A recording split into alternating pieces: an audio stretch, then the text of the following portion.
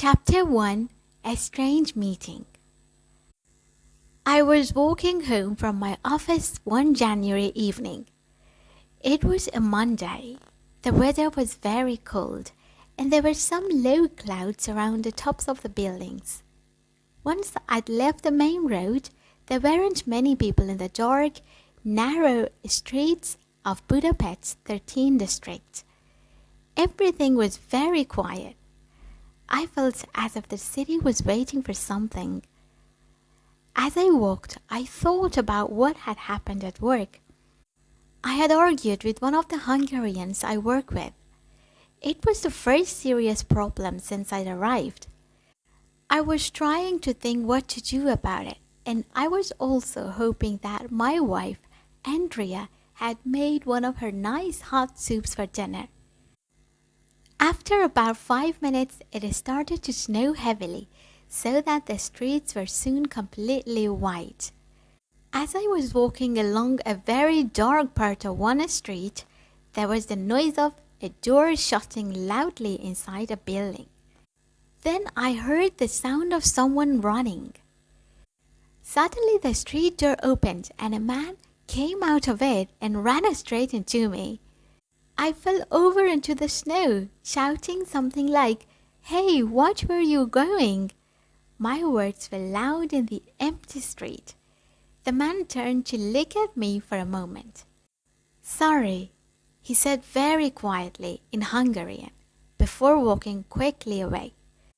What I saw at that moment in that dark winter street was very strange, and I felt very afraid. Because what I saw was me, my face looking down at me, my mouth saying sorry. Chapter 2. Getting to know me. Perhaps I'd better tell you something about me before I go on with the rest of this story. My name is John Taylor, and I'm 34 years old. I'm nearly 2 meters tall, with light brown hair and eyes, and I have a mustache. I'm a computer programmer. 4 years ago, my company in Bristol became part of a very large multinational computer company. You would know the name if I told you. I was offered the chance to go and work in their Budapest office. They needed someone to lead a Hungarian team in an important new piece of work. I was very pleased. It was a better job in the company, and I thought it would be really interesting to work in another country, one I'd never visited. Like many British people, I thought I knew 3 things about Hungary. The Danube cuts the capital into 2 halves, Buda and Pest. The Hungarian football team had once beaten England 6-3 in London, and people eat hot goulash all the time. There was a lot to learn, and I learned quickly.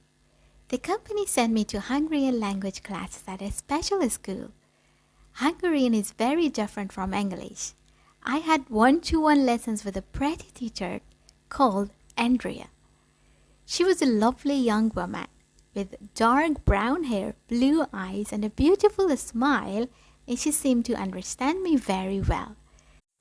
Our lessons soon became lessons outside class hours, and slowly we fell in love. 18 months later, we got married. Each day of the week, I walked to work and back from our flat in the 13th district. My usual working day is 8:30 in the morning to 6 in the evening. I generally enjoy my work. The offices are light and modern, and I like the people I work with. Andrea works at different times during the day, teaching Hungarian to foreigners in a number of schools and companies. She also teaches some students at home. We live on the Pest side of the city, not far from the Danube.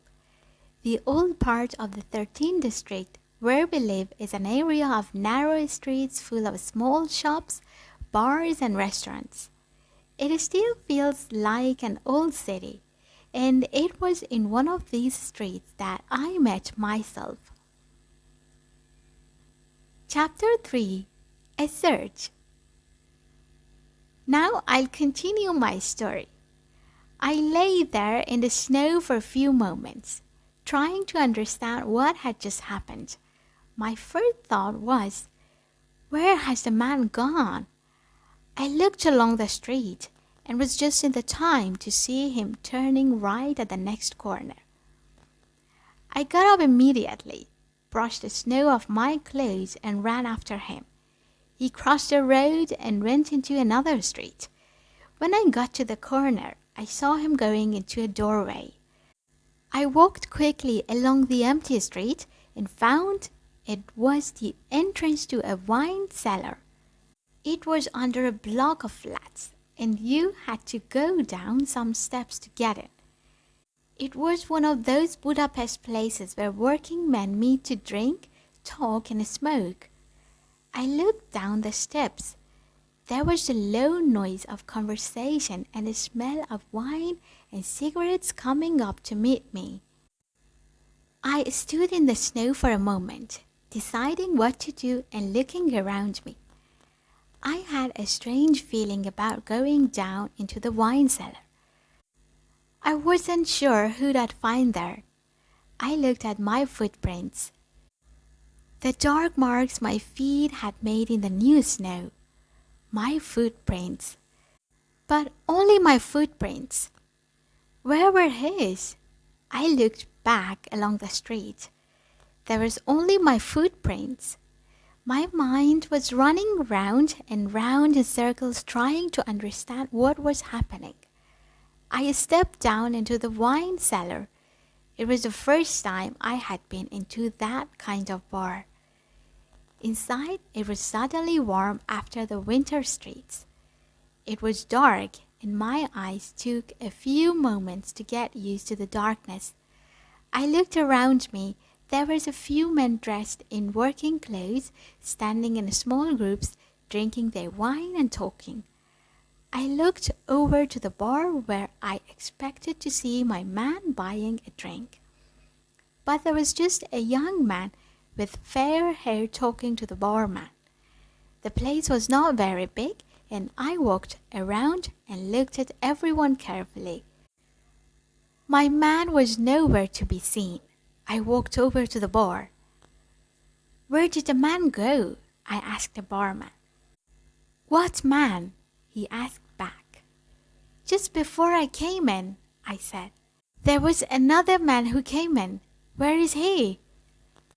The barman looked at the blond man with a look on his face that seemed to say, "Who's this madman?"